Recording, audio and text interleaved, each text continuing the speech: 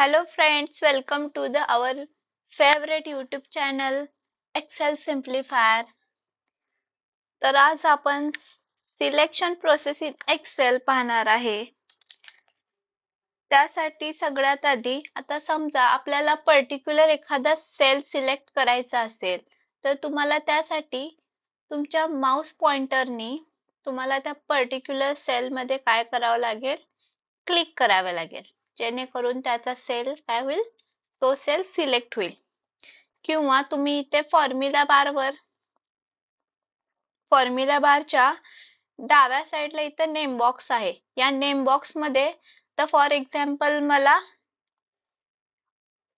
B1 हा sale select करायचा आहे, तर मी इथं सेल ऍड्रेस टाइप करणार B1 आणि एंटर करणार. तर तो B1 हा सेल काय होईल, सिलेक्ट होईल. किंवा तुम्हाला इतर कोणताही सेल ऍड्रेस पाहिजे,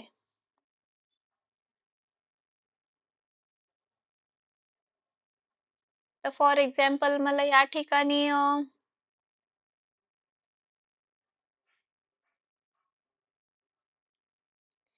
ठिकाणी समजा मला A5 हा सेल ऍड्रेस पाहिजे, तर ह्या नेम बॉक्स मध्ये काय करायचे, सिंपली आपल्याला A5 किंवा कोणता सेल पाहिजे त्याचा सेल ऍड्रेस टाइप करायचा आहे. त्यानंतर एंटर, तुम्हाला तो सेल काय होईल, सिलेक्ट होईल. किंवा दुसरी मेथड आहे, होम टॅब मधील एडिटिंग ग्रुप मध्ये फाइंड अँड सिलेक्ट ह्या ऑप्शनला आलात. यामध्ये आपल्याला कुठे जायचंय, गो टू मध्ये आल्यानंतर तुम्हाला इथे कोणता सेल ऍड्रेस तुम्हाला हवा आहे तो सेल ऍड्रेस इथं फाइंड करा. म्हणजे आता फॉर एक्झाम्पल मला इथं C5 पाहिजे, तर इथं C5 टाकला, त्याच्यानंतर काय करा, ओके करा. तुम्हाला ते सेल ऍड्रेस काय होईल, सिलेक्ट झालेला दिसेल. क्लिअर आहे, काय डाऊट आहे? तर पुढे बघणार आहे आपण कॉलम किंवा रो कशी सिलेक्ट करायची. आता एखादी पर्टिक्युलर कॉलम किंवा रो सिलेक्ट करताना त्या कॉलमच्या हेडिंग वर क्लिक करा. म्हणजे आता पर्टिक्युलर आपल्याला बी ही कॉलम सिलेक्ट करायची, तर त्याच्या हेडिंग वर जस्ट काय करायचं, आपल्याला क्लिक करायचंय, तर ती पूर्ण कॉलम काय होईल, सिलेक्ट होईल. सेम तुम्हाला जर रो सिलेक्ट करायचे तर रोच्या हेडिंग वर काय करा, सिलेक्ट करा, तुमची पूर्ण रो काय होईल, सिलेक्ट होईल. क्लिअर आहे?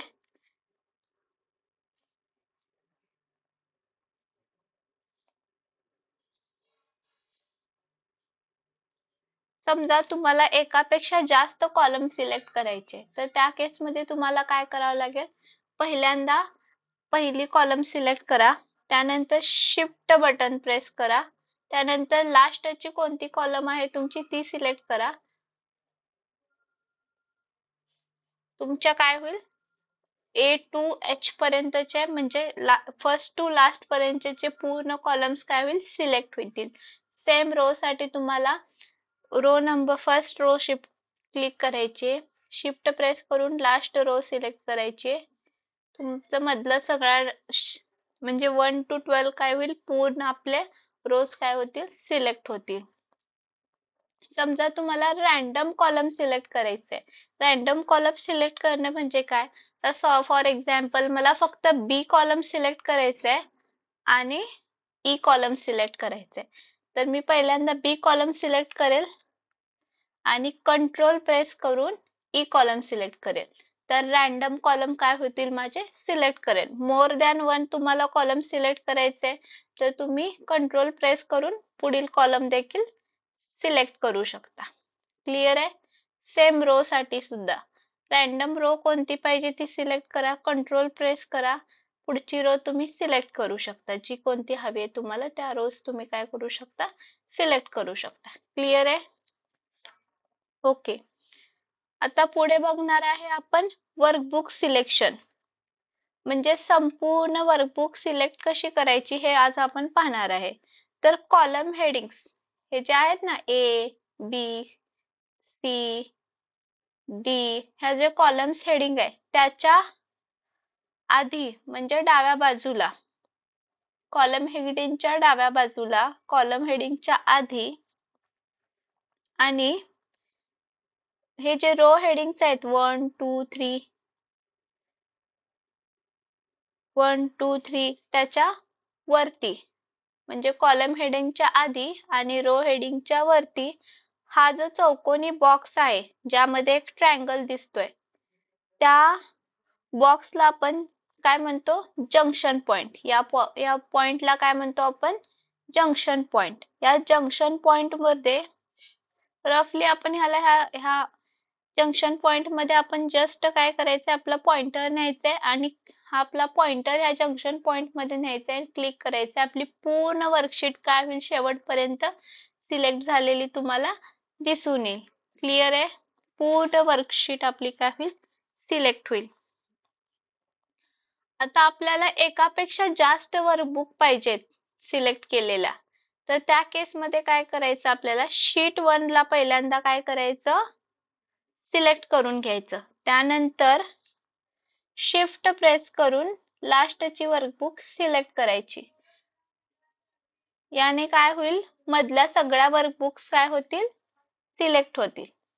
पहिला काय करायचं म्हणलं शीट 1 ला सिलेक्ट करायचं. शिफ्ट प्रेस करून लास्टची वर्कबुक सिलेक्ट करायचं.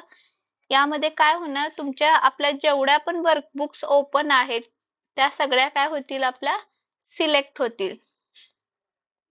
समजा तुम्हाला अल्टरनेट शीट काय पाहिजेत सिलेक्ट करायचे तर त्यासाठी काय करायचं फर्स्ट शीटला सिलेक्ट करा. कंट्रोल प्रेस करून तुम्हाला रॅन्डम कोणती शीट सिलेक्ट करायची ते आपण कंट्रोल प्रेस करून त्याला क्लिक करणार आहे.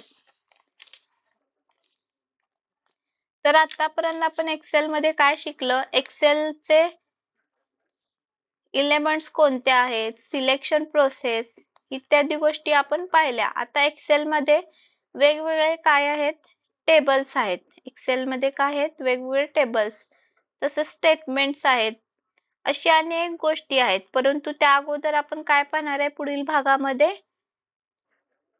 टेबल साठी आवश्यक असणारी फॉर्मॅटिंग कमांड्स बद्दल माहिती घेणार आहे. जसे की फॉर्मॅट फॉन्ट काय असतो फॉन्टची साईज काय असते फॉन्ट स्टाईल काय असतो undo redo fill colour formatting effects या सर्व गोष्टी काय आहेत या सर्व आपण पुढील भागात बघणार आहे. तोपर्यंत थँक्यू.